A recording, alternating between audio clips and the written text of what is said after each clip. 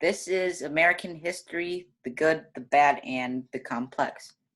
We believe American history has its rights and its wrongs, and that history should be viewed from all angles. This will help us to get a better understanding of how we could follow in its goods and how we could improve from its bads.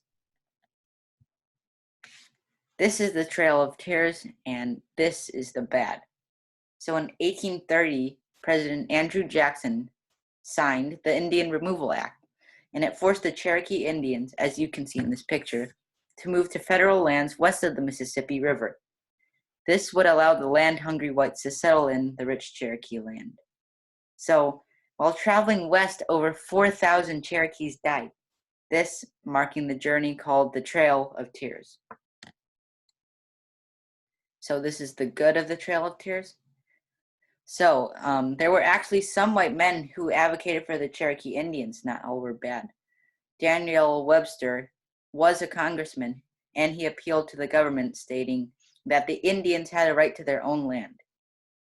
So the Supreme Court case, Worcester versus Georgia.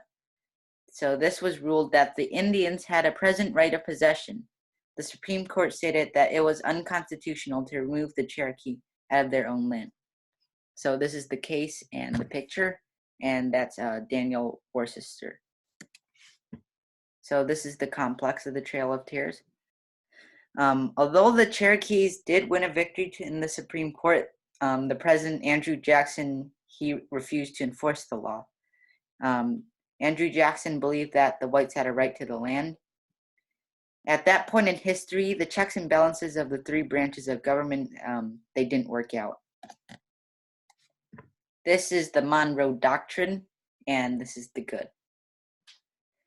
So colonies in South America and Latin America, they wanted to be independent like the United States.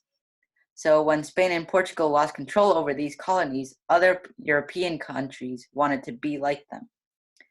So President James Monroe responded by declaring that the access was closed for colonizing the Western Hemisphere. And if they ever came near, then the war would spark.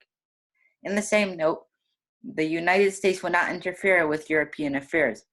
This policy was called the Monroe Doctrine. So here's a political cartoon, and it's basically the Monroe Doctrine, and it says no hunting. And as you can see, these people were hunting in the western and the southern lands. This is the Monroe Doctrine, and it's the bad. So the U.S. claimed that they would protect any invading countries that were a threat to South and Latin America. And in the beginning, however, America wasn't even able to back up these countries. They barely had any naval or military power, and they couldn't fight off the invading countries. But in 1833, the British invaded parts of Falkland Islands, and in 1845, the British put up a blockade in Argentina. And each time, the U.S. did not invoke the Monroe Doctrine, so they didn't help. So this is the complex. As the U.S. economy grew, they were then able to back up their own words in the Monroe Doctrine. However, the Latin American socialist leader resisted America's interference, stating that the U.S. was being imperialistic. So these are the founding fathers, and this is the good. So America, it was the first ever to have an idea like this, that all men are created equal. No one had ever made this statement. The founding fathers helped to establish such a revolutionary idea. They penned in the Declaration of Independence that we are endowed by our Creator with certain unalienable rights, that among these are life, liberty, and the pursuit of happiness. The freedoms and rights enjoyed by Americans are further guaranteed in the U.S. Constitution by these authors. As you can see in the picture, these are the founding fathers. And this is the bad of the founding fathers. So despite all the good the founding fathers have done to shape our country, most of them actually owned slaves: Washington, Jefferson, Madison, and Benjamin Franklin. Washington was one of the founding fathers who actually released the slaves, but that didn't occur until his death. And this is the complex of the founding fathers. So the question we were asking is, why didn't the founding fathers, like Washington, free his slaves? So even as president and owner of the Vernon, Washington actually didn't have much capital. If the slaves were free, no one would take care of them. Washington would not have enough money to pay them for their work, and no one would hire them. In addition, the slaves were not actually Washington's, they were actually his wives. Washington's belief towards slavery evolved later on, and he actually became uncomfortable with it near his death. That is why he freed them and when he died.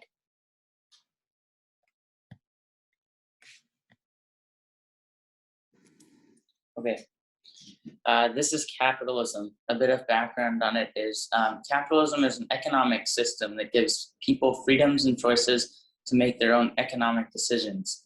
It does not distribute a country's wealth evenly among its citizens, and it favors those who make the right decisions at the right times and rewards those who do. Some people get rich and others don't.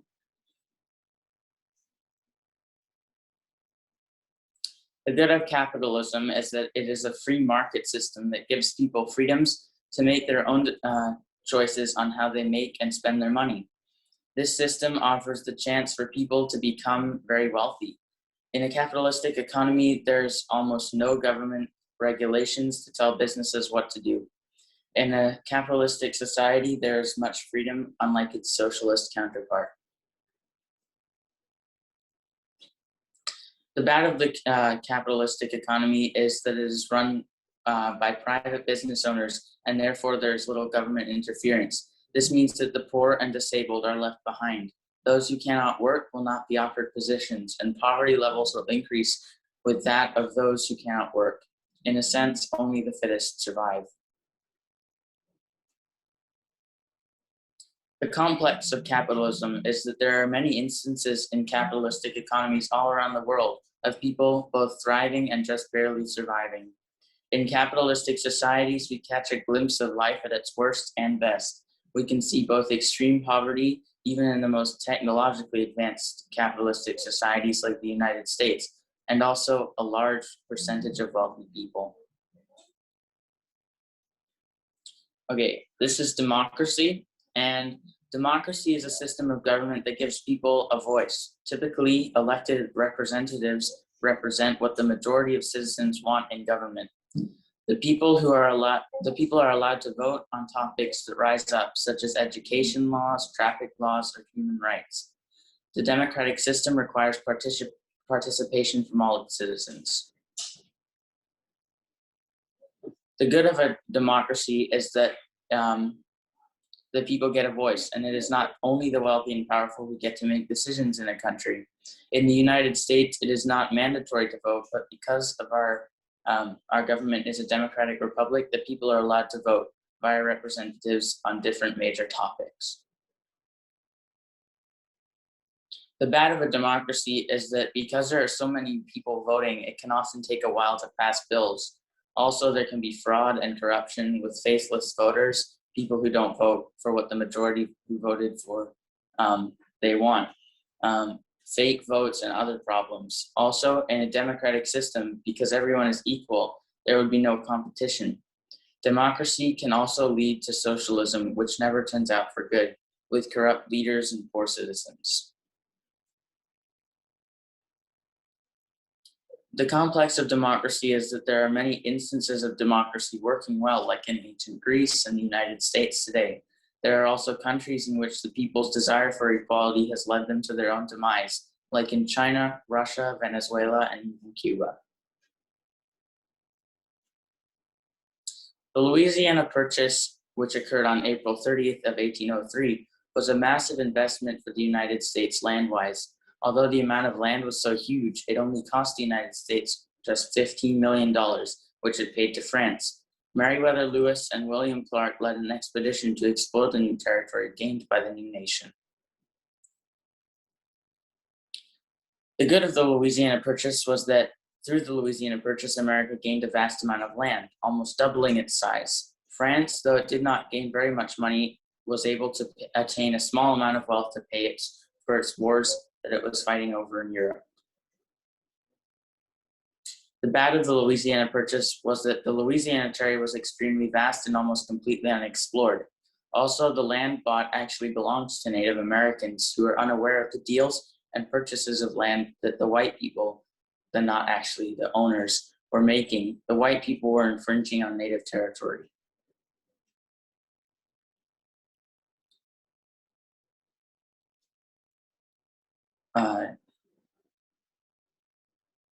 Okay.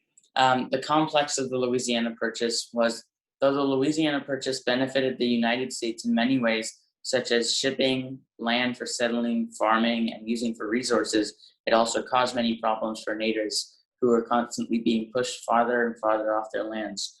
There were benefits and negative consequences for this deal. The Three-Fifths Compromise. The Three-Fifths Compromise, which was enacted in 1787, stated that for taxation and representation purposes, all slaves would be counted as three-fifths of a person. This law was passed so that the southern states who had large slave populations would not be able to take advantage of states with smaller populations who would not receive as much representation in Congress. The good. The Three-Fifths Compromise purpose was to bring equality and representation in Congress between the northern and southern states, so that the southern states would not have an overwhelming majority because of the large slave population. Three-Fifths Compromise stated that for every 5 slaves, only 3 people would be counted for taxation and representation purposes. This was counting slaves as less than human, and this is completely unacceptable and infringes on people's human rights. The complex of the Three-Fifths Compromise was that it sought to bring equality in Congress between the northern and southern states, but ended up failing because the northern states were growing at a faster rate than that of the southern states. The idea of equality was beneficial, but classifying any other human as less than human is unacceptable.